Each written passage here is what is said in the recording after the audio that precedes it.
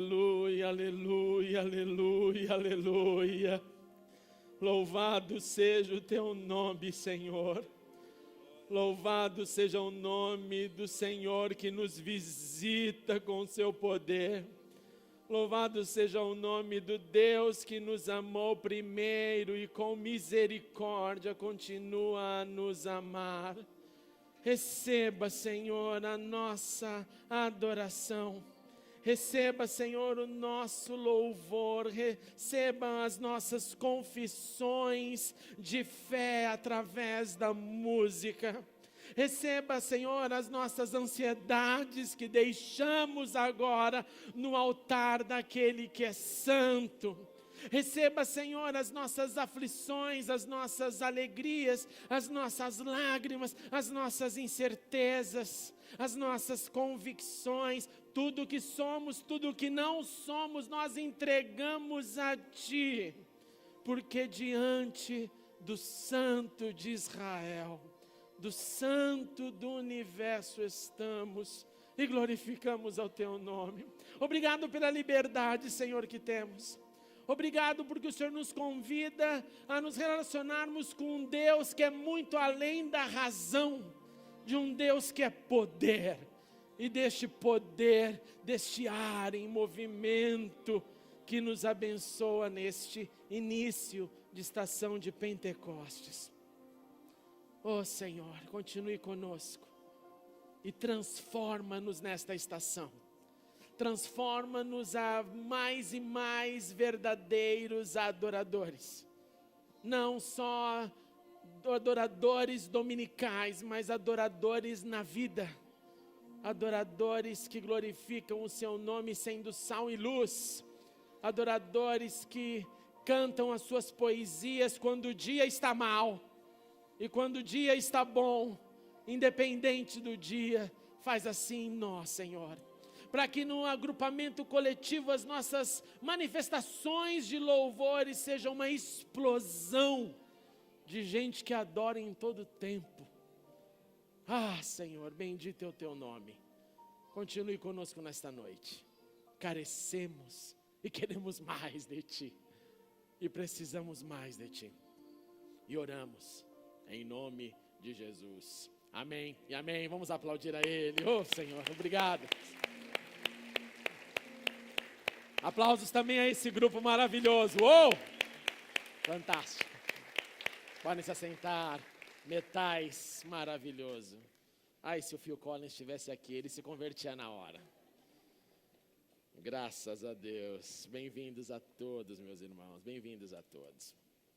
Abra sua Bíblia comigo no Evangelho de Lucas, mesmo sentado. Capítulo 24, nós vamos ler somente um verso, que é o verso 49. Lucas 24, verso 49. Bem-vindo a todos que nos visitam. Se, como a Marília disse, seja essa a sua casa, sempre. Lucas 24, 49 diz: eu lhes envio a promessa de meu Pai, mas fiquem na cidade, até serem revestidos do poder do alto. Vamos orar mais uma vez. Senhor, diante da Tua palavra, nós Te suplicamos, transforma-nos um pouco mais à semelhança de Cristo, transforma-nos naquilo que o Senhor quer que sejamos, pelo poder da Tua palavra e pelo poder do Teu amor. É o que oramos em nome de Jesus. Amém e amém. Nós iniciamos nessa manhã uma nova estação rumo ao Pentecostes, e eu vou fazer novamente uma revisão, porque eu quero do fundo do coração que você se aproprie dessas informações. Que essas informações não fiquem somente, o pastor falou lá, mas está meio nebuloso. Não, eu quero que você internalize isso, anote, escreva, para você não perder o fio da meada e então construirmos toda essa convicção do que a Bíblia nos diz. Para você que não veio pela manhã, a nossa mensagem vai estar online e você poderá assistir a introdução da série que foi nesta manhã. Mas essa estação rumo a Pentecostes, ela se inicia logo após a Páscoa. Ela tem o seu ápice no chamado 50º dia. Mas no original ela é chamada por haver uma contagem de dias, um número de dias, festa das semanas. No hebraico é Shavuot. Shavu é semana, Shavuot é o plural de Shavua, que é semanas. Lucas, o evangelista, no livro de Atos, deu um nome que nos mostra que na época de Jesus já não chamavam mais de festa das semanas, mas chamavam de Pentecostes, a festa do 50º dia. Essa festa então envolvia primeiro a gratidão às primeiras colheitas. Numa sociedade extremamente dependente do mundo agrícola, Deus estava ensinando o povo a quando você começar a colher, pare tudo e agradeça. Pois você quer a certeza de que as colheitas acontecerão do início ao fim. De nada resolve eu colher no início algo que não vai dar para colher amanhã ou depois o restante da colheita para o restante do ano. Então, Deus coloca no povo de Israel este exercício de gratidão. E você sabe como gratidão é um problema até os dias de hoje. Nós somos experts em pedir. A nossa oração é mais pedir do que agradecer. Se você para em qualquer igreja da terra, vamos clamar pelas nossas necessidades. O clamor flui e fica ali tempo. E acaba o culto, alguém vem falar para você: pastor, você pode orar por mim ainda? Porque é como se os pedidos não fossem ouvidos. E se você fizer a mesma proposição, vamos então agradecer a Deus, eu garanto para você, nunca dura mais que 1 minuto. Parece que a gente fica sem chão, não sabe mais o que agradecer. Aí, não, pela vida, pela comida, e fica assim. Então, desde o início, Deus começa a ensinar o povo: olha, quando você colher o primeiro resultado ali da terra, pare e agradeça a Deus por essa colheita. Mas não só isso. Além de exercitar a gratidão, exercite também a caridade. Exercite também o amor. Então, parte da lei era: você não toque numa parte da plantação. Essa parte vai ficar para 2 grupos de pessoas. O primeiro grupo é o grupo de necessitados. O segundo grupo é o grupo de estrangeiros. Necessitados é fácil entender, porque necessitado tem necessidade. Então, Deus falava: deixe para estes pegarem. Você lembra da história de Ruth? Ruth era uma dessas necessitadas. Então, ela ia e colhia daquilo que Boaz deixava sobrar. Mas e os estrangeiros? Por que os estrangeiros? Porque o povo de Israel foram estrangeiros na terra do Egito. Na terra do Egito. E na terra do Egito, eles aprenderam a aflição de ser estrangeiro e depois estrangeiro escravo. Então, ficou dentro do coração deles esse reconhecimento de que o estrangeiro sofre um pouco a mais porque ele é um outsider dentro de um outro sistema. Então, primeiro, gratidão pelas colheitas, a missão de deixar para o outro também, para aquele que eu posso ajudar. E terceiro, a contagem, como disse, semanas. Quantas semanas? 7 semanas. 7 vezes 7, se eu conto todos os dias, dão 49, até que eu chego no 50º dia. E essa contagem é uma contagem que me leva a esperar pelo fim do tempo proposto. E o tempo proposto foi proposto por Deus. Por que ele quis 50 dias? Pergunte para ele. Por que ele fez essa métrica? Nós não temos ideia disso. Mas o interessante é que nesse exato momento o judaísmo está fazendo essa mesma contagem e fazendo um paralelo com o ministério de Jesus, que celebrou a sua última Páscoa numa quinta-feira, quando ele vai então para o seu sofrimento, quando ele ressuscita no primeiro dia da semana, domingo, os discípulos estavam vivendo esta estação, a estação de contagem. Toda aquela multidão, lembra que eu disse que haveria provavelmente cerca de 100 mil habitantes em Jerusalém, e talvez muitas outras centenas de milhares de visitantes, uma grande população na Jerusalém antiga, e eles estavam ali então celebrando a contagem dos dias, a contagem das semanas, rumo à festa das semanas, o chamado Pentecostes. Então, quando você ler narrativas que falam de Jesus após a ressurreição, do domingo até o término do 40º dia, pois Jesus apareceu por 40 dias, você estará lendo narrativas que têm a ver com este período de contagem. Este período de gratidão, este período de colheita para o necessitado e para o estrangeiro. E é nesse cenário que Jesus aparece e onde o povo está contando. Resumindo, para você não perder nenhum detalhe, se você perdeu na minha velocidade, escreva agora. Primeiro, gratos pela colheita, gratos, e não só gratos, mas exercitando misericórdia, deixando para alguém colher um pouco da sua colheita. Contar os dias, e contamos os dias quando estamos querendo que aquele dia aconteça e chegue, se você tiver uma grande viagem para fazer, uma operação para encarar. um emprego para começar, ou um telefonema que você quer muito receber, você vai contar os dias até ele. E tudo isso em paralelo com a ressurreição de Jesus e a espera que os discípulos estavam vivendo naquele momento. E num desses eventos, a nossa narrativa hoje é quando Jesus aparece para os seus discípulos. Os seus discípulos estão reunidos e a Bíblia diz que Jesus chega do grupo dos seus queridos dizendo Shalom Aleichem, paz seja com vocês. E aí começa uma história muito interessante sobre as reações dos discípulos diante disso. Primeiro, eles ficaram assustados, eles ficaram com medo, e a Bíblia nos diz que eles pensavam que estavam vendo um espírito. Guarda essa mensagem, essa informação na sua mente, porque o que nos mostra que se eles estão com dificuldade de ver Jesus e reconhecer Jesus, primeiro é porque o trauma do sofrimento, os dramas do corpo do Cristo crucificado, os dramas das imagens, das conversas do que seria uma crucificação como nós trabalhamos na Quaresma, ao verem Jesus ali sem aquelas marcas, dava um choque na mente ao ponto de, é ou não é o Senhor?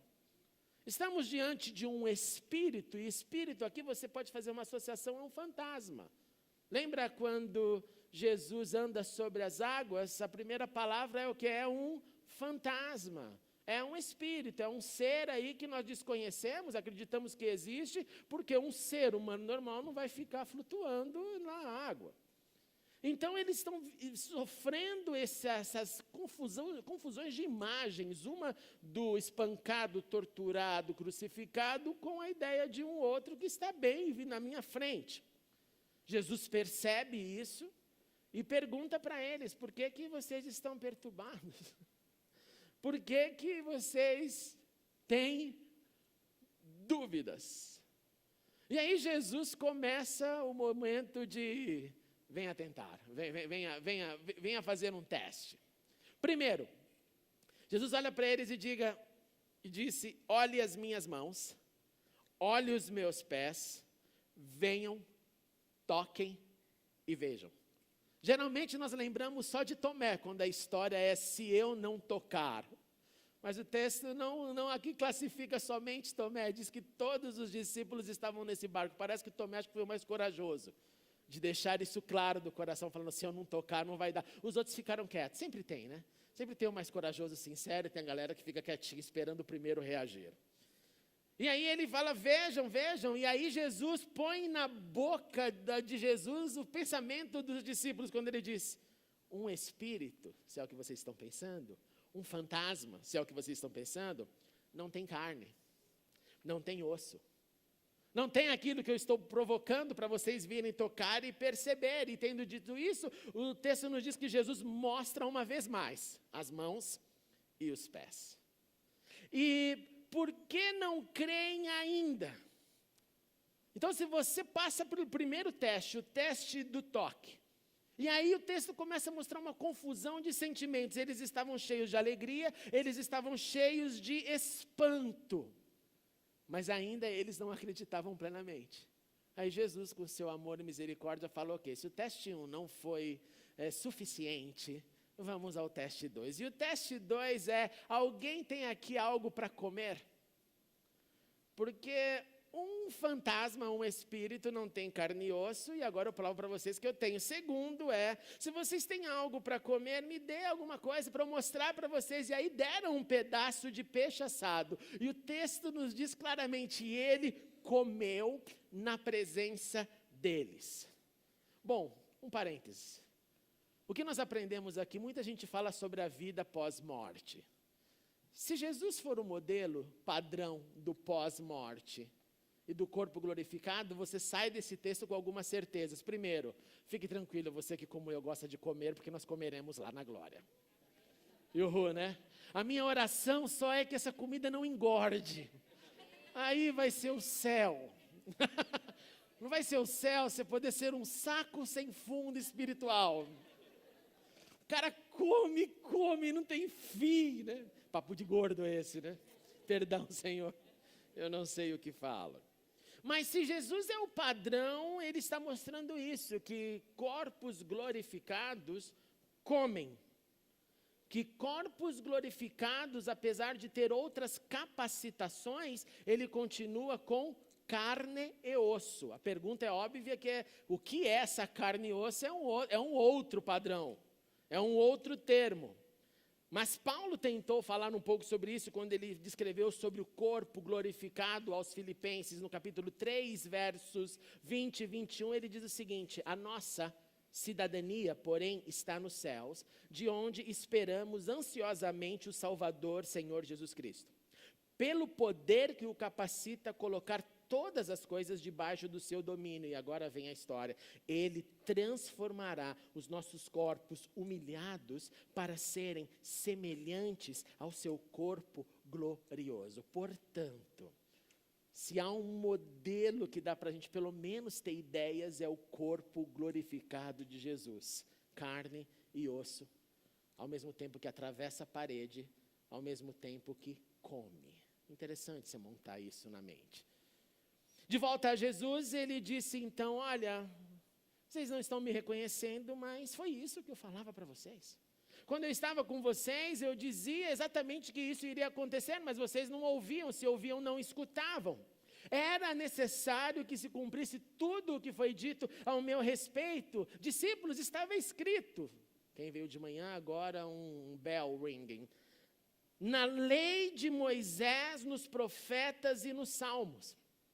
Assim como aconteceu no caminho de Emaús, que Jesus para com Cleopas e aquele outro discípulo que não sabemos o nome. E a Bíblia nos disse, hoje de manhã nós lemos que ele começou a falar desde Moisés até os profetas, dizendo tudo o que as Escrituras haviam dito sobre ele. Jesus faz igualzinho para os seus discípulos. Ele começa a explicar uma vez mais através das Escrituras, e ele lê e ele explica, ele fala, ele decodifica. E aí, igualzinho aconteceu em Emaús. Diz-nos o texto que ele abriu o entendimento dos seus discípulos para que esses pudessem compreender as Escrituras. Então, Jesus também havia cegado o entendimento deles no início da conversa, para só depois abrir o entendimento deles na hora que ele achava oportuno. Eu te pergunto, por que ele faz isso?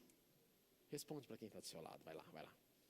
Por que Jesus te cega de ver algo e daqui a pouco ele fala, agora você pode ver? Vai, tenta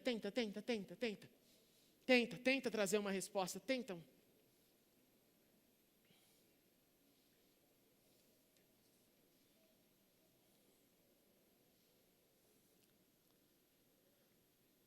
Se você perguntar isso para um psicanalista, psicólogos em plantão, ele vai dizer que ele tem que trazer do inconsciente um material escondido. Que é um material que, no termo da psicologia, ele foi o quê, Mônica? Recalcado ou reprimido na língua portuguesa.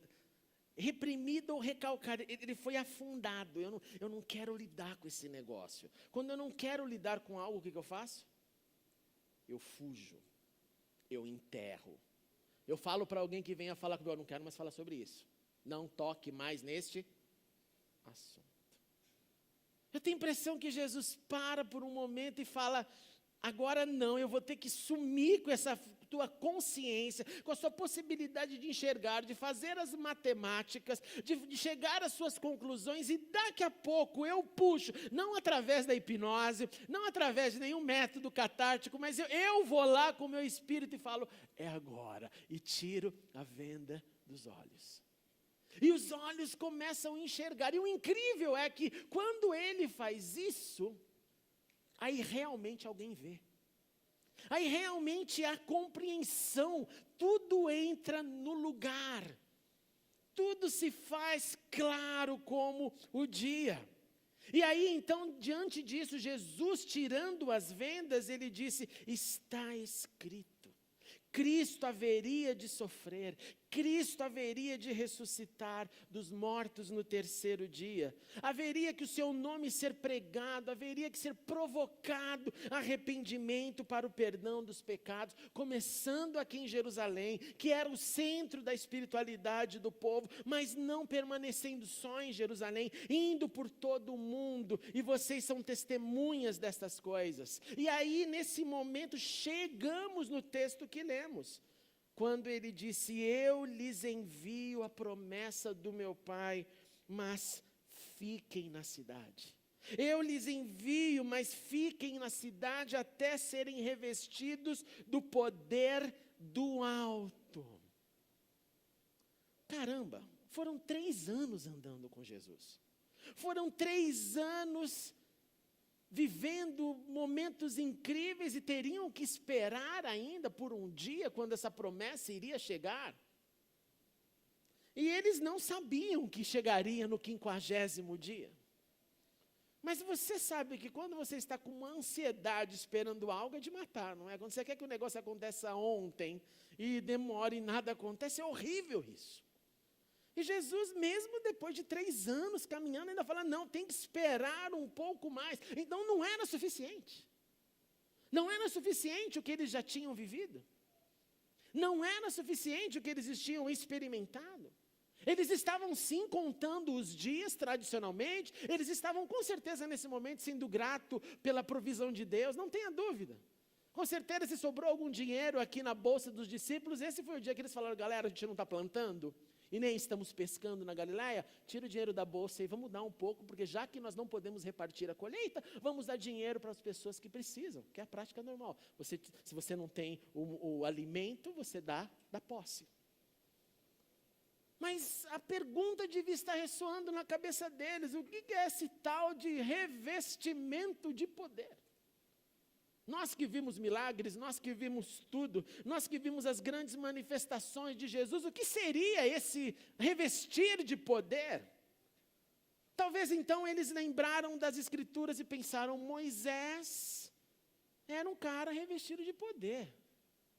Ninguém vivo fez tanto e viu tanto quanto Moisés. Talvez eles lembraram de Elias. Elias orou lá, aquelas centenas de sacerdotes do paganismo do momento, e ele chama para briga, e o Deus que responder com fogo, revestido de poder, o cara era corajoso. Mas tendo um referencial ou não, a missão era única, era: espere. Não saia da cidade, aguentem a ansiedade, fiquem firmes naquilo que vocês conhecem e naquilo que vocês não conhecem, porque eu tenho algo para acrescentar. Eu repito, só para você não se enganar, Jesus não havia dito que seria no 50º dia, então não existia o paralelo. Nós do futuro vemos o paralelo, eles no momento estavam esperar até quando? Depois de todo esse tempo, a gente chega a uma conclusão muito clara e viva. Primeiro, conhecimento é necessário. Não julgue que você não precisa conhecer e conhecer mais. Conhecimento na fé, na caminhada da fé é necessário. Segundo, experiência na vida diante do que conheço e do que entendo é fundamental. Porque, como disse essa manhã, senão a fé é do outro e não a minha. Então eu conheço e experimento na minha, porque daí essa é a minha história. Os discípulos adquiriram muito conhecimento seguindo ao Senhor, apesar de que muitas vezes eles não entendiam o que o Senhor falava. Eles também tiveram experiências. Mas eu fico sempre com essa pulga atrás da orelha: caramba, eles viram Lázaro ressurreto e não tiveram problema, viram Jesus ressurreto e não quiseram enxergar. Entende o negócio de agora não quero que vocês vejam, depois eu deixo ver? Parece que a experiência sem o poder, e o poder que é iniciado com a vitória de Jesus na cruz, que a experiência sem o poder constrói uma racionalidade que separa a minha vida da supremacia do poder de Deus em ação.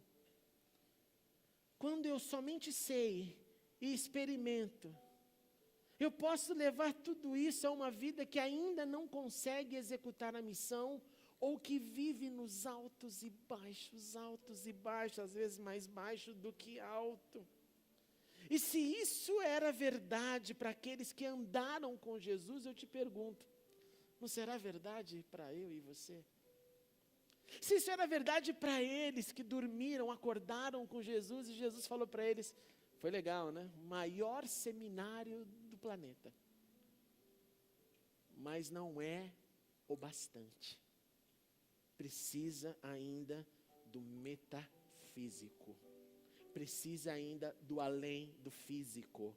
Além do conhecimento, além da experiência.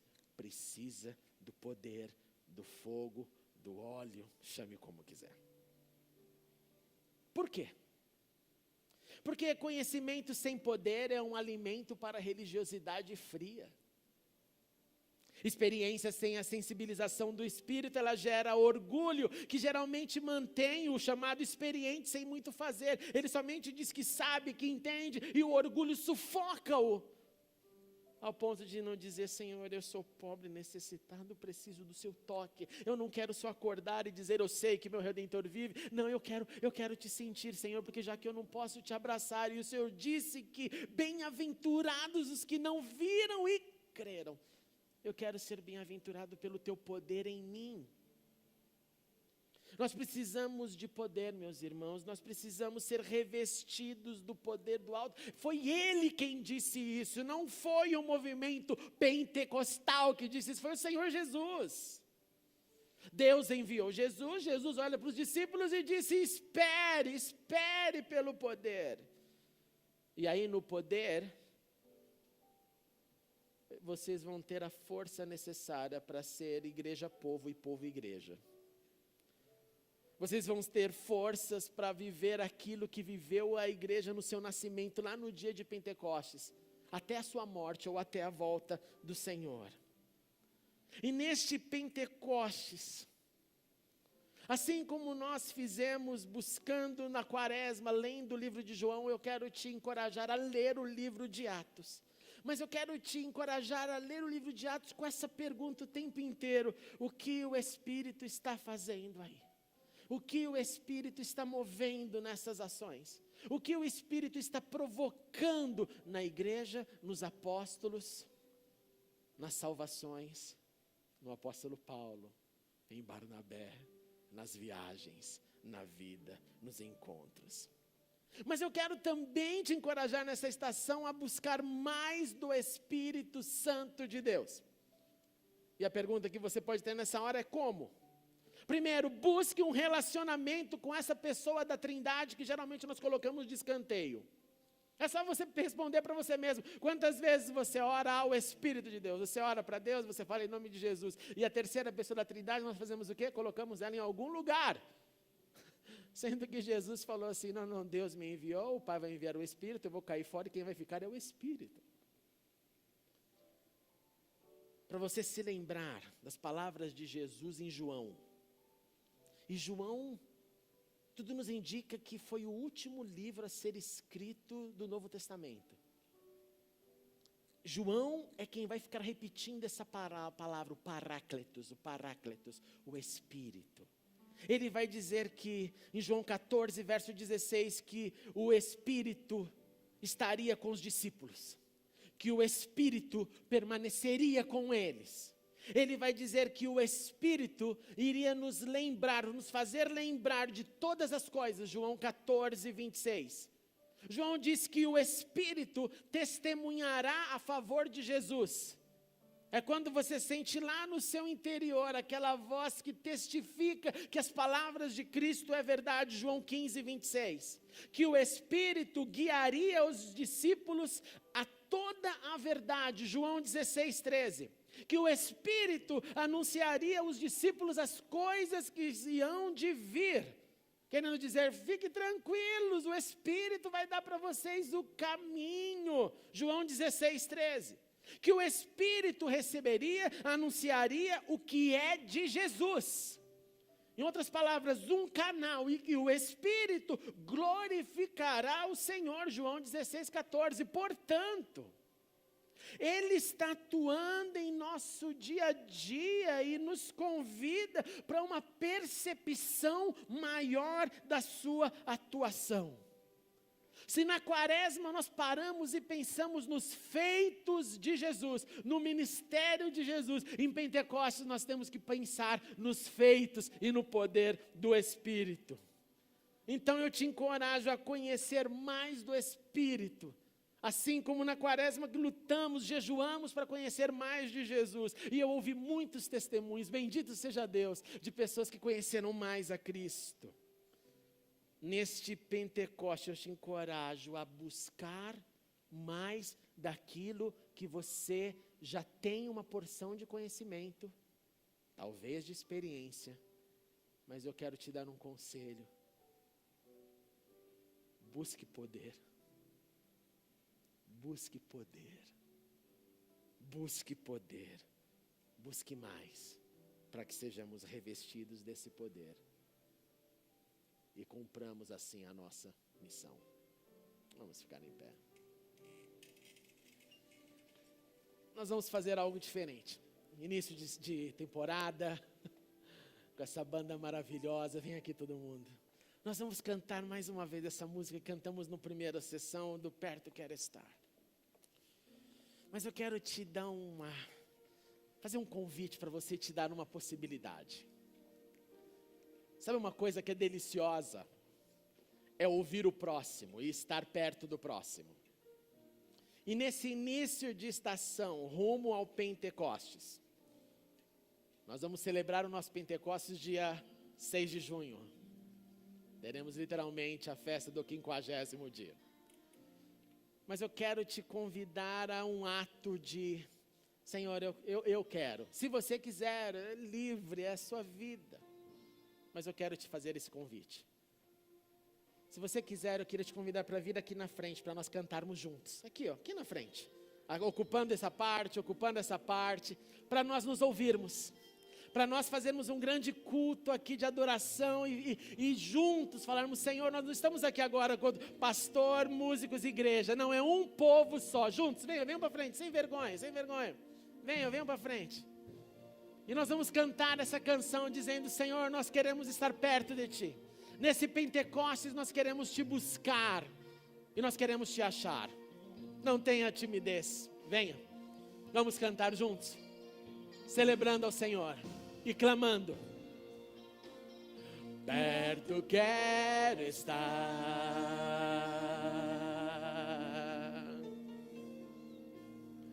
Junto aos Teus pés,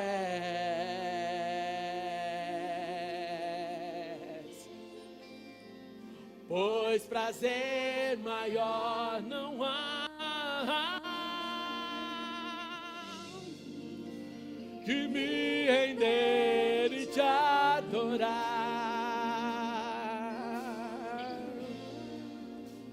Por tudo que há em mim. Oh, aleluia, quero Te ofertar,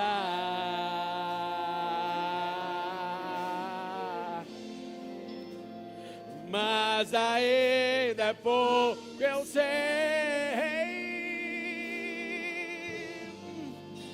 se comparado ao que ganhei. Não sou apenas servo, Teu amigo me tornei. Levante sua mão e adore ao Senhor. Oh, oh, oh, Te louvarei.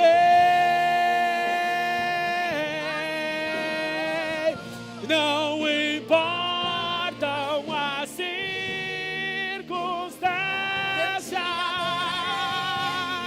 adorarei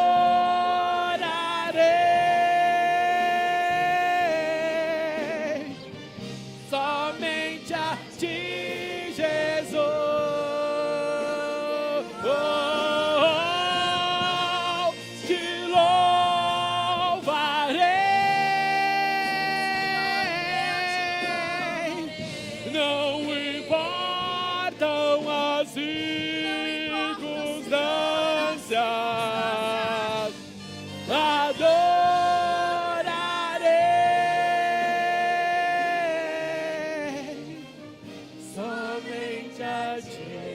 Jesus. Oh, aleluia, aleluia, Senhor. Perto quero estar, Senhor. Perto quero estar. Vai trazendo a sua mente, os seus desejos diante de Deus. Junto aos seus. Fale para Ele, eu quero te conhecer mais, Senhor, mais do teu poder.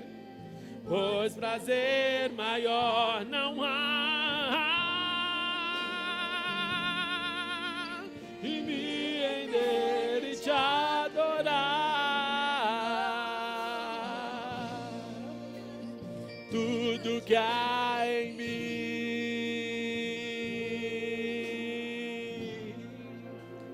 quero te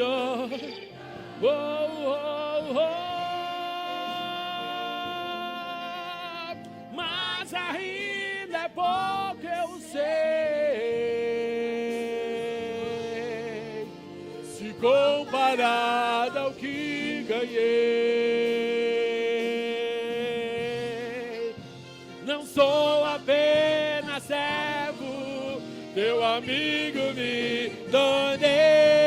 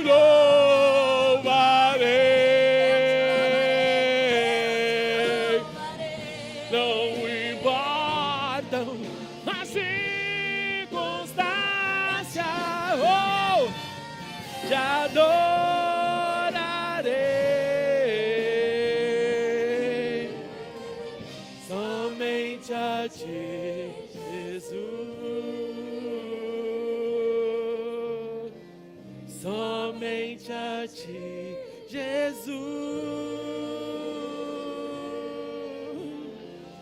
Somente a ti, Jesus. Aleluia. Aleluia. Comece a orar ao Senhor agora, você e Ele. Fale para Ele, fale: Senhor, eu quero te conhecer mais. Eu quero conhecer mais ao Teu Espírito. Transborde na presença dEle. Fale, não se preocupe com quem está do seu lado, mas faça a sua declaração de que você quer conhecer mais do Espírito de Deus. Ele conosco está, Ele nos ouve. Sim, Senhor. Nós queremos, Senhor, como igreja, conhecer mais do Teu Espírito. Nós precisamos mais do Teu poder. Essa é a Tua palavra, Senhor. Nós queremos ir muito além da razão que às vezes nos trava, porque o Senhor é poder. O Senhor tem os seus caminhos, nós não entendemos os teus caminhos, mas nós sentimos o teu toque, nós sentimos a tua manifestação. Então ajude-nos, Senhor. Ajude-nos a dar um passo de fé, de coragem e dizer: eu quero conhecer mais ao Espírito de Deus. Mais do que a minha noção, o meu conhecimento, a minha leitura já promoveu dentro de mim, mas eu quero conhecer o teu poder na minha vida, nas minhas necessidades, na minha saúde comprometida. Eu quero conhecer o teu Espírito através da cura. Eu quero conhecer o teu Espírito através do toque do teu poder. Ó Senhor, cada um de nós tem um drama, cada um de nós tem algo, e nós como igreja nos submetemos a Ti nesta hora. E te pedimos, ouve a nossa oração. E vem, Senhor, nessa estação de Pentecostes e dá-nos uma intimidade maior contigo. Dá-nos um relacionamento mais profundo. Dá-nos mais de Ti, Senhor, para que o caos do nosso interior, para aquilo que não entendemos e não aceitamos, possa ser tudo crucificados na cruz de Cristo, e que a cruz de Cristo seja o poder de Deus na nossa vida, de que Ele é vivo em nós, e de que o Teu Espírito é vivo em nós, e que age em nós, e então Te louvaremos ainda mais, Senhor, tocados pelo Teu poder, que assim seja, em nome de Jesus. Te louvarei, Te louvarei, oh, não importa,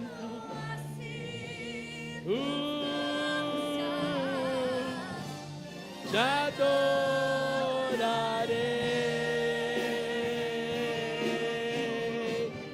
somente a Ti, Jesus. Aleluia, aleluia, aleluia. Antes de voltar para o seu lugar, dá no mínimo 5 abraços aí, diga: seja cheia do Espírito. Seja cheio do Espírito em Pentecostes. Que Ele te cure, que Ele te abençoe. Seja cheio do Espírito, meu querido. Aleluia. Aleluia. Depois você pode voltar para o seu lugar. Seja cheio do Espírito.